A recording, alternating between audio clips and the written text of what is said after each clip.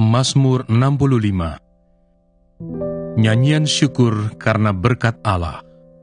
Untuk pemimpin biduan, Mazmur Daud. Nyanyian.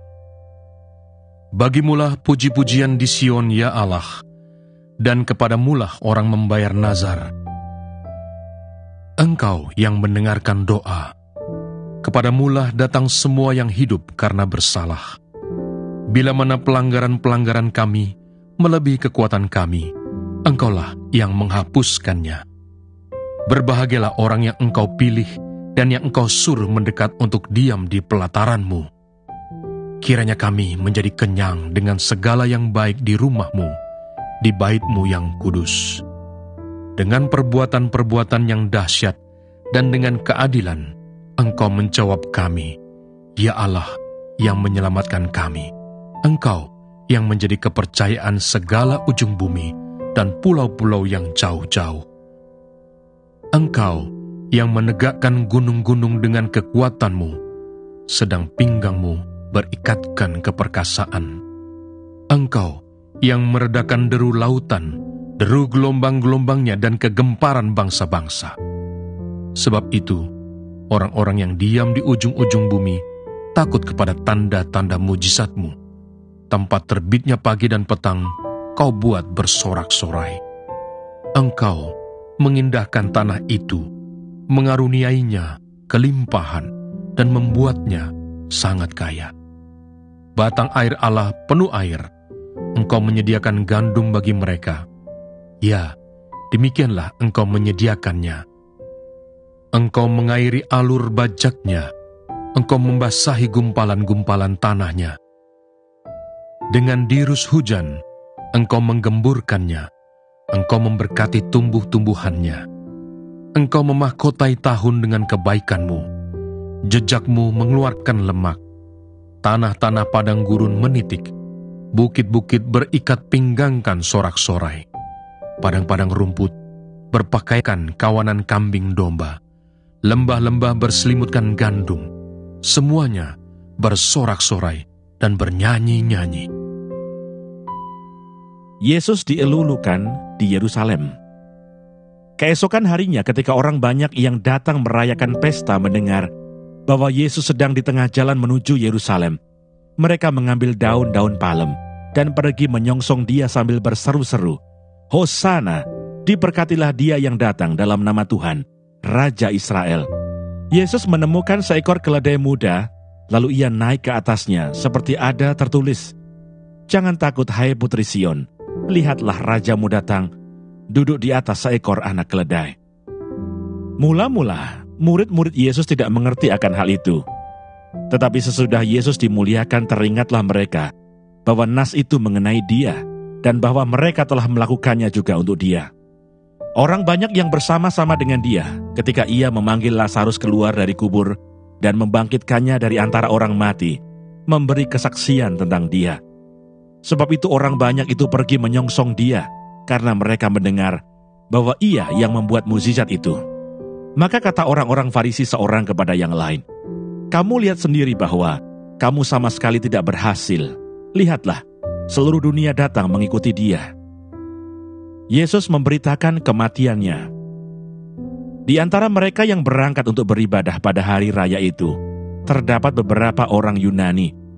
Orang-orang itu pergi kepada Filipus yang berasal dari Betsaida di Galilea, lalu berkata kepadanya, "Tuan, kami ingin bertemu dengan Yesus." Filipus pergi memberitahukannya kepada Andreas. Andreas dan Filipus menyampaikannya pula kepada Yesus. Tetapi Yesus menjawab mereka katanya, "Telah tiba saatnya Anak Manusia dimuliakan. Aku berkata kepadamu, sesungguhnya jikalau biji gandum tidak jatuh ke dalam tanah dan mati, ia tetap satu biji saja. Tetapi jika ia mati, ia akan menghasilkan banyak buah. Barang siapa mencintai nyawanya, ia akan kehilangan nyawanya. Tetapi barang siapa tidak mencintai nyawanya di dunia ini, ia akan memeliharanya untuk hidup yang kekal. Barang siapa melayani aku, ia harus mengikut aku, dan di mana aku berada, di situ pun pelayanku akan berada. Barang siapa melayani aku, ia akan dihormati Bapa. Sekarang jiwaku terharu, dan apakah yang akan kukatakan? Bapa, selamatkanlah aku dari saat ini. Tidak, sebab untuk itulah aku datang ke dalam saat ini. Bapa, muliakanlah namamu. Maka terdengarlah suara dari surga. Aku telah memuliakannya, dan aku akan memuliakannya lagi. Orang banyak yang berdiri di situ dan mendengarnya berkata bahwa itu bunyi guntur. Ada pula yang berkata, seorang malaikat telah berbicara dengan dia. Jawab Yesus, suara itu telah terdengar bukan oleh karena aku, melainkan oleh karena kamu. Sekarang berlangsung penghakiman atas dunia ini. Sekarang juga penguasa dunia ini akan dilemparkan keluar. Dan aku, apabila aku ditinggikan dari bumi, aku akan menarik semua orang datang kepadaku.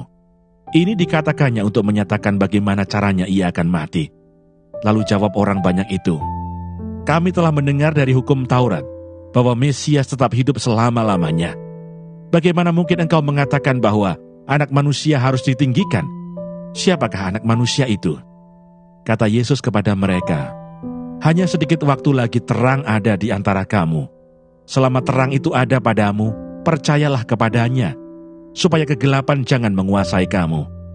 Barang siapa berjalan dalam kegelapan, ia tidak tahu kemana ia pergi. Percayalah kepada terang itu, selama terang itu ada padamu, supaya kamu menjadi anak-anak terang. Sesudah berkata demikian, Yesus pergi bersembunyi dari antara mereka. Mengapa? 1 Samuel pasal 8. Orang Israel menghendaki seorang raja. Setelah Samuel menjadi tua, diangkatnyalah anak-anaknya laki-laki menjadi hakim atas orang Israel. Nama anaknya yang sulung ialah Yoel, dan nama anaknya yang kedua ialah Abia. Keduanya menjadi hakim di Beersheba. Tetapi anak-anaknya itu tidak hidup seperti ayahnya. Mereka mengejar laba, menerima suap, dan memutarbalikkan keadilan. Sebab itu berkumpullah semua tua-tua Israel. Mereka datang kepada Samuel di Rama dan berkata kepadanya, engkau sudah tua, dan anak-anakmu tidak hidup seperti engkau. Maka angkatlah sekarang seorang raja atas kami untuk memerintah kami, seperti pada segala bangsa-bangsa lain. Waktu mereka berkata, berikanlah kepada kami seorang raja untuk memerintah kami. Perkataan itu mengesalkan Samuel. Maka berdoalah Samuel kepada Tuhan. Tuhan berfirman kepada Samuel, dengarkanlah perkataan bangsa itu dalam segala hal yang dikatakan mereka kepadamu. Sebab bukan engkau yang mereka tolak, tetapi akulah yang mereka tolak, supaya jangan aku menjadi raja atas mereka. Tepat seperti yang dilakukan mereka kepadaku, sejak hari aku menuntun mereka keluar dari Mesir sampai hari ini, yakni meninggalkan dagu dan beribadah kepada Allah lain. Demikianlah juga dilakukan mereka kepadamu. Oleh sebab itu dengarkanlah permintaan mereka. Hanya peringatkanlah mereka dengan sungguh-sungguh dan beritahukanlah kepada mereka apa yang menjadi hak raja yang akan memerintah mereka. Dan Samuel menyampaikan segala firman Tuhan kepada bangsa itu yang meminta seorang raja kepadanya. Katanya, inilah yang menjadi hak raja yang akan memerintah kamu itu. Anak-anakmu laki-laki akan diambilnya dan dipekerjakannya pada keretanya dan pada kudanya. Dan mereka akan berlari di depan keretanya. Ia akan menjadikan mereka kepala pasukan 1,000 dan kepala pasukan 50. Mereka akan membacak ladangnya dan mengerjakan penuaian baginya. Senjata-senjatanya dan perkakas keretanya akan dibuat mereka. Anak-anakmu perempuan akan diambilnya sebagai juru campur rempah-rempah, juru masak dan juru makanan. Selanjutnya dari ladangmu, kebun anggurmu, dan kebun zaitunmu akan diambilnya yang paling baik dan akan diberikannya kepada pegawai-pegawainya. Dari gandummu dan hasil kebun anggurmu akan diambilnya 1/10 dan akan diberikannya kepada pegawai-pegawai istananya dan kepada pegawai-pegawainya yang lain. Budak-budakmu laki-laki dan budak-budakmu perempuan, ternakmu yang terbaik dan keledai-keledaimu, akan diambilnya dan dipakainya untuk pekerjaannya. Dari kambing dombamu akan diambilnya 1/10, dan kamu sendiri akan menjadi budaknya. Pada waktu itu, kamu akan berteriak karena rajamu yang kamu pilih itu. Tetapi Tuhan tidak akan menjawab kamu pada waktu itu. Tetapi bangsa itu menolak mendengarkan perkataan Samuel dan mereka berkata, "Tidak, harus ada raja atas kami. Maka kami pun akan sama seperti segala bangsa-bangsa lain. Raja kami akan menghakimi kami dan memimpin kami dalam perang." Samuel mendengar segala perkataan bangsa itu dan menyampaikannya kepada Tuhan. Tuhan berfirman kepada Samuel, "Dengarkanlah permintaan mereka, dan angkatlah seorang raja bagi mereka." Kemudian berkatalah Samuel kepada orang-orang Israel itu, "Pergilah masing-masing ke kotanya." 1 Samuel pasal 9. Saul diurapi menjadi raja. Ada seorang dari daerah Benyamin, namanya Kis bin Abiel bin Seror bin Bekhorat bin Avia, seorang suku Benyamin, seorang yang berada. Orang ini ada anaknya laki-laki, namanya Saul, seorang muda yang elok rupanya. Tidak ada seorang pun dari antara orang Israel yang lebih elok daripadanya. Dari bahu ke atas, ia lebih tinggi daripada setiap orang sebangsanya. Kis, ayah Saul itu, kehilangan keledai-keledai betinanya. Sebab itu berkatalah Kis kepada Saul anaknya, "Ambillah salah seorang bujang, bersiaplah dan pergilah mencari keledai-keledai itu."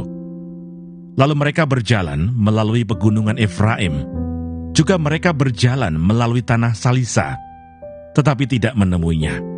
Kemudian mereka berjalan melalui tanah Sahalim, tetapi keledai-keledai itu tidak ada. Kemudian mereka berjalan melalui tanah Benyamin, tetapi tidak menemuinya. Ketika mereka sampai ke tanah Suf, berkatalah Saul kepada bujangnya yang bersama-sama dengan dia, "Mari kita pulang. Nanti ayahku tidak lagi memikirkan keledai-keledai itu, tetapi khawatir mengenai kita." Tetapi orang ini berkata kepadanya, "Tunggu, di kota ini ada seorang abdi Allah, seorang yang terhormat. Segala yang dikatakannya pasti terjadi. Marilah kita pergi ke sana sekarang juga. Mungkin ia dapat memberitahukan kepada kita tentang perjalanan yang kita tempuh ini." Jawab Saul kepada bujangnya itu, "Tetapi kalau kita pergi, apakah yang kita bawa kepada orang itu? Sebab roti di kantong kita telah habis, dan tidak ada pemberian untuk dibawa kepada abdi Allah itu. Apakah yang ada pada kita?" Jawab bujang itu pula kepada Saul, "Masih ada padaku 1/4 shikal perak. Itu dapat aku berikan kepada abdi Allah itu. Maka ia akan memberitahukan kepada kita tentang perjalanan kita." Dahulu di antara orang Israel, apabila seseorang pergi menanyakan petunjuk Allah, ia berkata begini, "Mari kita pergi kepada pelihat." Sebab nabi yang sekarang ini disebutkan dahulu pelihat. Kemudian berkatalah Saul kepada bujangnya itu, "Pikiranmu itu baik, mari kita pergi." Maka pergilah mereka ke kota, ke tempat abdi Allah itu. Ketika mereka naik jalan pendakian ke kota itu, mereka bertemu dengan gadis-gadis yang keluar hendak menimba air. Mereka bertanya kepada gadis-gadis itu, "Pelihat ada di sini?" Jawab gadis-gadis itu kepada mereka, "Ya ada, baru saja ia mendahului kamu. Cepat-cepatlah sekarang. Ia datang ke kota hari ini, karena ada perjamuan korban untuk orang banyak di bukit pada hari ini. Apabila kamu masuk ke kota, kamu akan segera menjumpainya sebelum ia naik ke bukit untuk makan. Sebab orang banyak tidak akan makan sebelum ia datang, karena dialah yang memberkati korban. Kemudian barulah para undangan makan. Pergilah sekarang, sebab kamu akan menjumpainya dengan segera." Maka naiklah mereka ke kota, dan ketika mereka masuk kota, Samuel yang berjalan keluar untuk naik ke bukit berpapasan dengan mereka.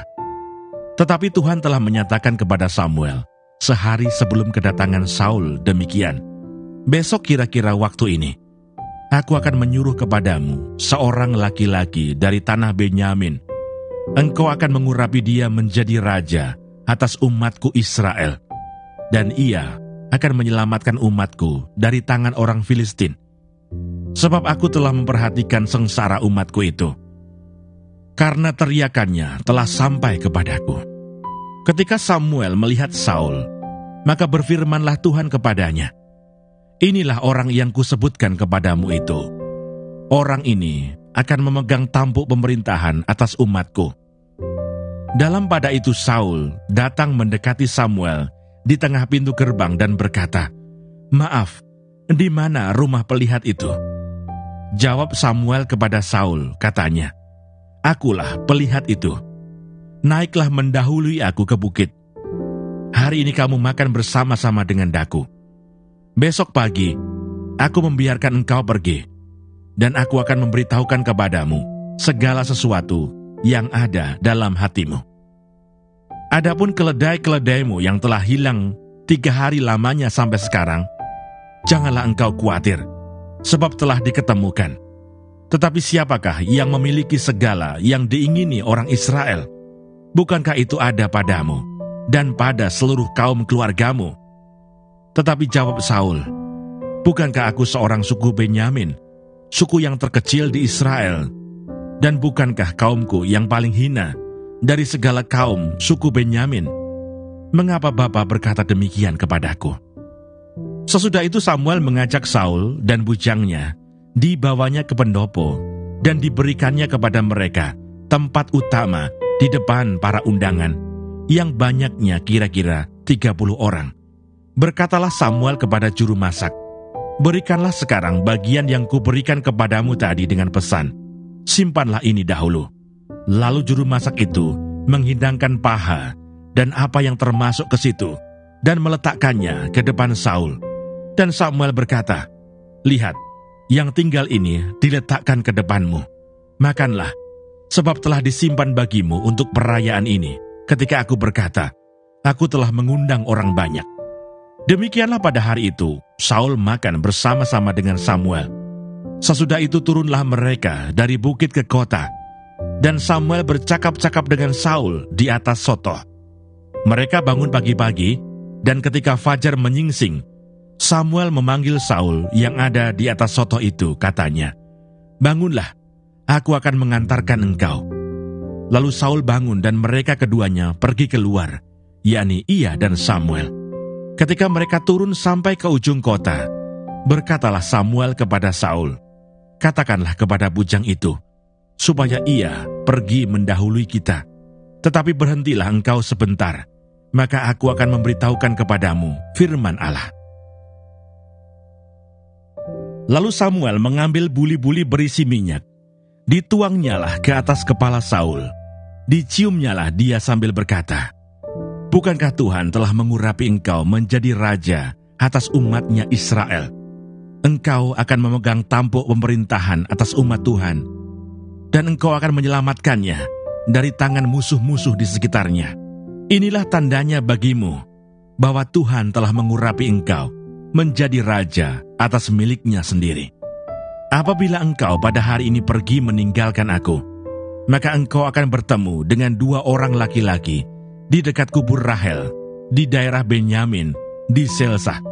Mereka akan berkata kepadamu, keledai-keledai yang engkau cari itu telah diketemukan, dan ayahmu tidak memikirkan keledai-keledai itu lagi, tetapi ia khawatir mengenai kamu, katanya, apakah yang akan kuperbuat untuk anakku itu? Dari sana engkau akan berjalan terus lagi, dan sampai ke pohon Tarbantin Tabor. Maka di sana engkau akan ditemui oleh 3 orang laki-laki yang naik menghadap Allah di Betel. Seorang membawa 3 ekor anak kambing, seorang membawa 3 ketul roti, dan yang lain lagi sebuyung anggur. Mereka akan memberi salam kepadamu, dan memberikan kepadamu 2 ketul roti yang akan kau terima dari mereka.